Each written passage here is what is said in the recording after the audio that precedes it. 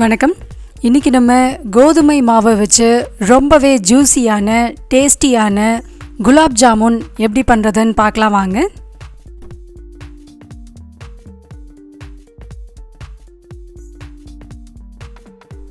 முதல்ல நம்ம கோவா ரெடி பண்ணி எடுத்துக்கலாம்.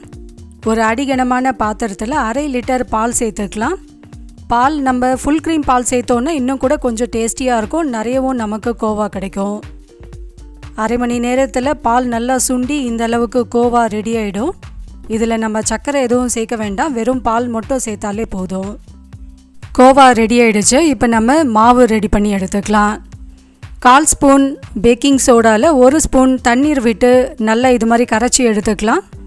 பேக்கிங் சோடாவில் கட்டிகள் எதுவுமே இருக்கக்கூடாது, அதனால் தண்ணியில் இது மாதிரி கரைச்சிட்டு 3/4 கிளாஸ் கோதுமை மாவை இது கூட சேர்த்துக்கலாம்.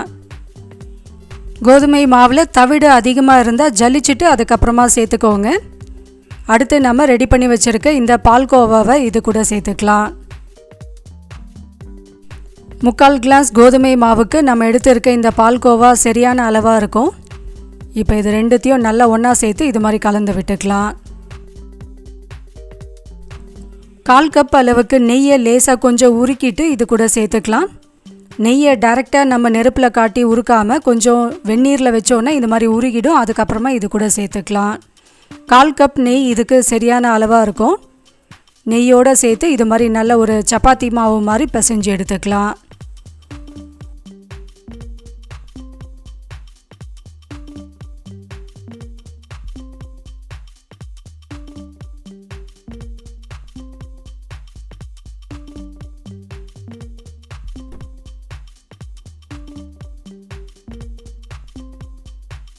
நெய் சேர்த்த பிறகு மாவு இந்த பதத்தில் இருக்கும், உதிராக தான் இருக்கும்.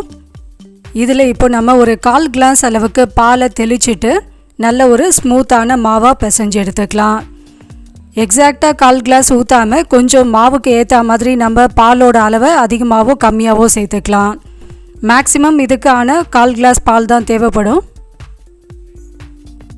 மாவு உதறாமல் இந்த அளவுக்கு நல்ல உருண்டையாக வரணும், அதுதான் நமக்கு தேவையான பதமாக இருக்கும்.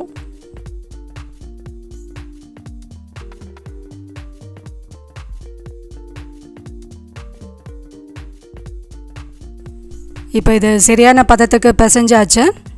மூடி போட்டு சரியாக இதை 20 நிமிஷம் ஊற விட்டுடலாம். 20 நிமிஷம் ஆயிடுச்சு. இப்போ மாவு நல்லா சாஃப்டாக ஊறி இருக்கு.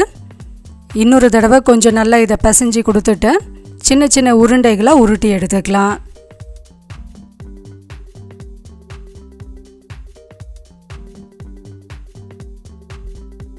மாவு நம்ம உருண்டை பிடிக்கும்போது விரிசல் விழக்கூடாது, அதுதான் இதுக்கு சரியான பதமாக இருக்கும்.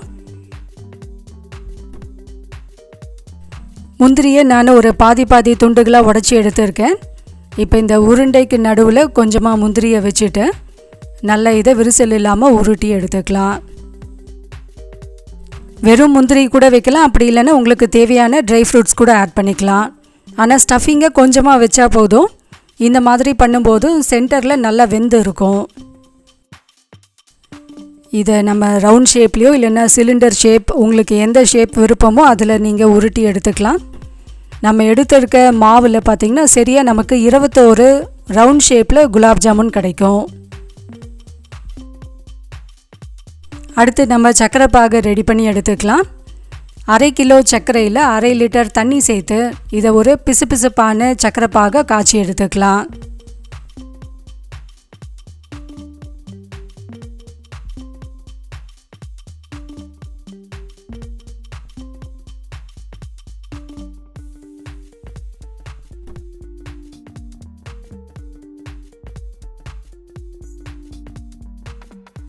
அரை ஸ்பூன் ஏலக்காய் தூளும் இது கூட சேர்த்துக்கலாம். பாகு இப்போ ஒரு பக்கம் நல்லா கொதிக்கட்டும், அதுக்குள்ளே நம்ம உருண்டைகளை பொரிச்சு எடுத்துக்கலாம். ஒரு கடாயில் இப்போ ரீஃபைண்ட் ஆயில் நல்லா சூடாக இருக்குது. எண்ணெய் சூடான பிறகு அடுப்பை லோ ஃப்ளேமில் வச்சுட்டு நம்ம உருட்டி வச்சுருக்க அந்த உருண்டைகளை நல்லா பொன்னிறமாக ஆகிற அளவுக்கு பொரிச்சு எடுத்துக்கலாம்.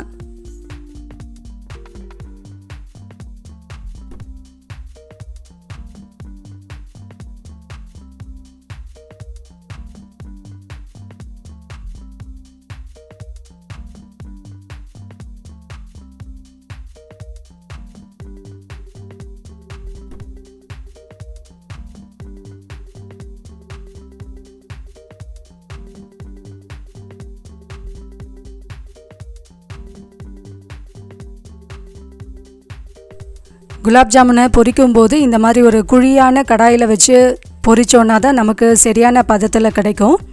அகலமான பேனில் எப்போவுமே பொரிக்கக்கூடாது. இந்த மாதிரி அடியில் தங்காமல் கொஞ்சம் கொஞ்சமாக எண்ணெயை இது மாதிரி தெளித்து நல்லா எல்லா பக்கமும் வேகிற மாதிரி எடுத்துக்கலாம்.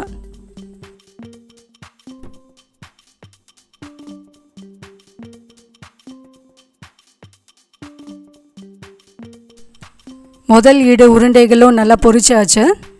அதே சமயத்தில் சக்கரை பாகும் ரெடி ஆகிடுச்சு. நம்ம இதை ஆஃப் பண்ணிவிட்டு பொரித்து வச்சுருக்க உருண்டைகளை இதில் போட்டுடலாம். இதுதான் இதுக்கு சரியான டைமிங்காக இருக்கும். நம்ம முதல்லையே சக்கரை பாகு காய்ச்சி வச்சிட்டோன்னா ஆறி போயிடும். அதுக்கப்புறமா கெட்டி ஆகிட்டா நமக்கு குலாப் ஜாமுனில் அப்சர்வ் பண்ணாது.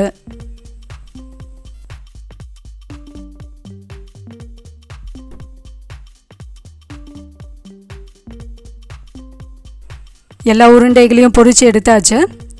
சக்கரை பாகில் போட்ட உடனே ஒரு 2 நிமிஷத்தில் இதோட அளவுகளும் பார்த்திங்கன்னா பெருசாகிடுச்சு. இப்போ இது சரியான பதத்தில் இருக்குன்னு அர்த்தம். ரொம்பவே juicy tasty gulab jamun ready ஆகிடுச்சு.